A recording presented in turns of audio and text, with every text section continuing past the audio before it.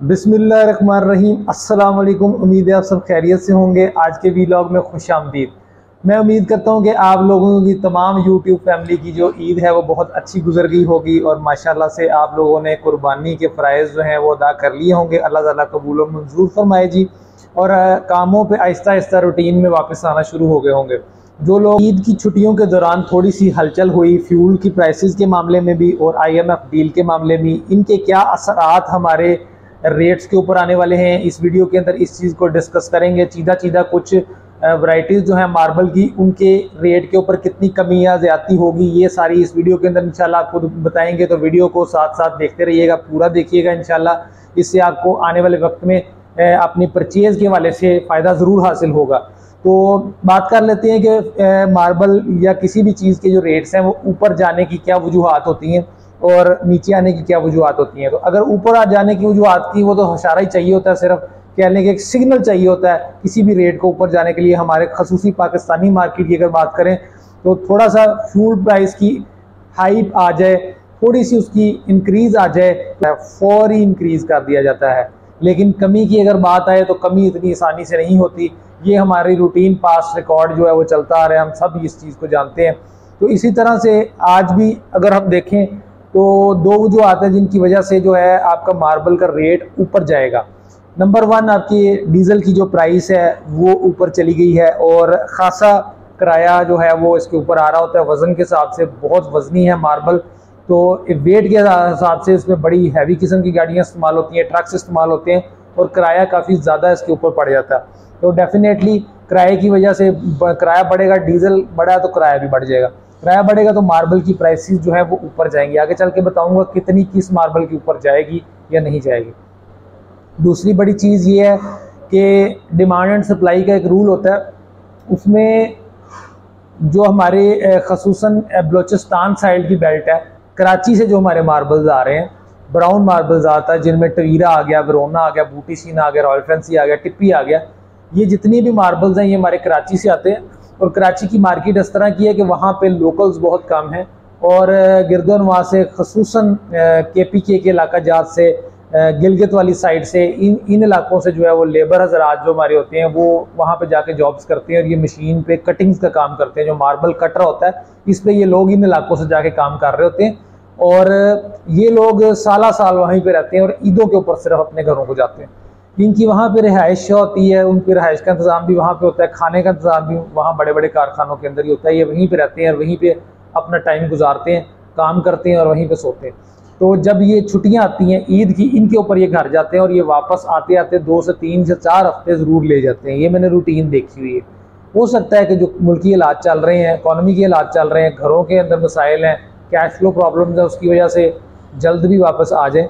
लेकिन रूटीन ऐसे ही चल रही है कि महीना महीना जो है वो काम स्टार्ट होने में लग जाता है। तो डेफिनेटली अगर काम यहाँ पे हमारे पंजाब में या ओवरऑल पाकिस्तान में जहाँ जहाँ मार्बल जा रहा है इन इलाकों से, यानी कि कराची से, तो वहाँ पे अगर काम तेज़ चल रहा हो तो डिमांड बढ़ती है और वहाँ से सप्लाई नहीं आ रही होती, जिसकी वजह से रेट्स ऑटोमेटिकली इंक्रीज़ कर जाते हैं। एक तो ये वजह है, दूसरी डीज़ल की जो प्राइस बढ़ी है किराया बढ़ने से बढ़ी। ये दो वजूहात हैं जिनकी वजह से प्राइस ने ऊपर जाना है।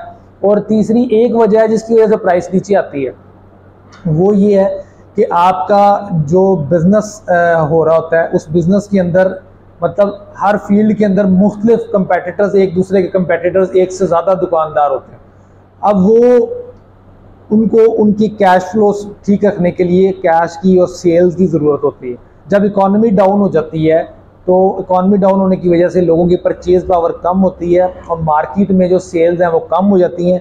ऐसी सूरत में जब कैश फ्लो शॉर्टेज आती है, यानी कि मैं काम कर रहा हूँ, मैंने अपने लेबर के एक्सपेंसेस पे करने हैं, लेबर को पैसा देना है, मेरा बिजली का बिल है वो आ गया, मेरे अपने घर के घरेलू ज़ाती एक्सपेंसेस हैं वो मैंने पूरे करने हैं और मेरे पास कैश नहीं है, तो इस सूरत में मुझे सेल बहुत ज़्यादा ज़रूरत होगी। ठीक है, सेल करने के लिए मैं क्या करूँगा, अपने रेट को नीचे लेके आऊँगा। मेरे अगर 50 दुकानदार मेरे आसपास और बैठे हुए हैं तो उनमें से मैंने अपने क्लाइंट को अगर रिटेन करना है तो उसके लिए मुझे क्या करना होगा, मुझे अपनी प्राइस को नीचे करना पड़ेगा। चाहे मुझे अपनी कॉस्ट से उस प्राइस को नीचे क्यों ना लेके जाना पड़ जाए, मुझे उस प्राइस को नीचे लेके आना होता है। ऐसी सूरत में जो प्राइसेस नीचे जा रही होती हैं, अभी दोनों चीज़ें मिली जुली रुझान है कि आपका ऐसा एक मौका बन गया कि आपकी डीजल प्राइस भी ऊपर जा चुकी है, आपका फेज़ ऐसा आ गया कि उसमें लेबर छुट्टियां भी कर रही है और उसमें वो सप्लाई की शॉर्टेज भी आनी है, ये दोनों की वजह से प्राइस ऊपर जाएगी डेफिनेटली। और एक ये इफेक्ट आ जाएगा इधर से कि सेल्स कम है, लोगों की परचेज पावर कम है, तो डेफिनेटली खींचा तानी का आलम बन जाएगा और उसके चक्कर के अंदर जो है प्राइस को नीचे भी आना है।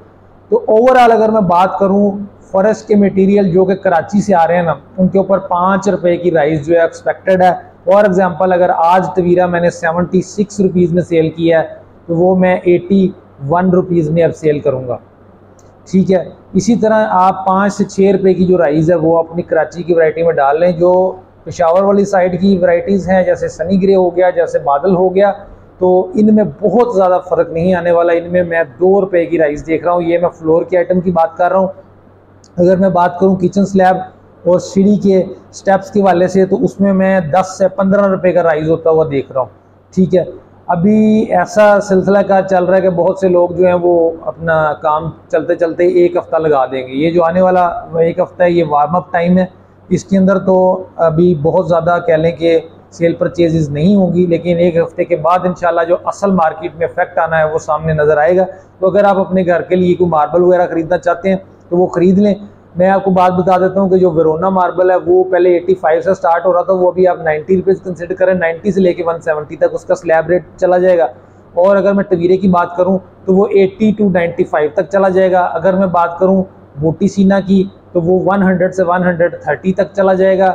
सनी ग्रे जो है वो आप कह सकते हैं कि अगर कोई अपना जो खर्चे उनके मुताबिक उसको सेल करेगा तो वो उसे 67 68 से नीचे नहीं उससे सेल करना चाहिए। 67 से 68 से लेके 70 रुपीज़ तक जो है सनी ग्रे और बादल इस तरह के पत्थर जो है वो सेल रेट होने वाला है आने वाले वक्तों में।